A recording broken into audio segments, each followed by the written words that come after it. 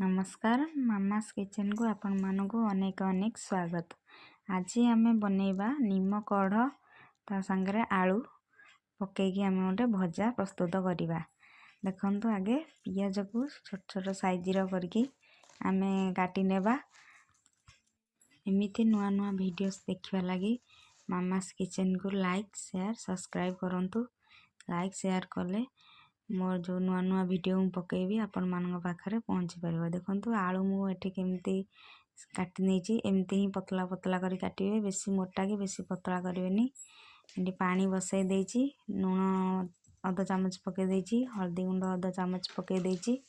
तापर आलू पकेकी घोड़ेवा लगी सिझीवा लगी छाड़ देली। आलू सिझी गला परे सेम कढ़ी रे मु तेल पकई देबी, 2 चामच तेल पकई देबी। तेल टिके गरम हो गला परे आमे 2टा सुखिला लंका पकई दबा, जीरा सोरिष पकई दबा। जीरा सोरिष फुटी गला परे पियाज को जो काटिकी रखिथिबा ते पियाज को पकई देकी भाजी दबा। पियाज टिके लाल कलर हे आसिले आमे निम्ब कढ़ जो रखिथिबा ताकू आमे पकई दबा।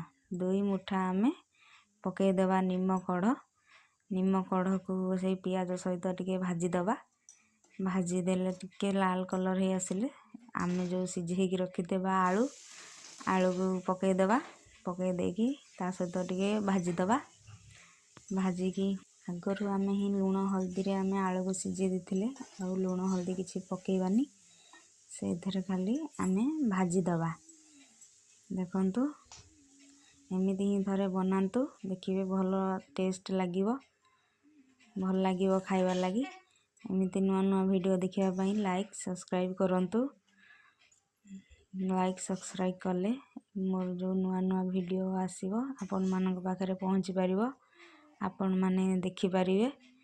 देखंतु केते भल लागुची, सुंदर लागुची भजाटी देखिबाकू, खाइबाकू मध्य भल टेस्ट। एमिति थरे बनांतु घरे, देखिबे भल लागिवो खाइबा लगी। भात पखाल गरम आम आपण माने जो थरे भी खाइबाकू चाहिबे से थरे आपण माने खाइ पारिबे। देखंतु रहिली, नमस्कार।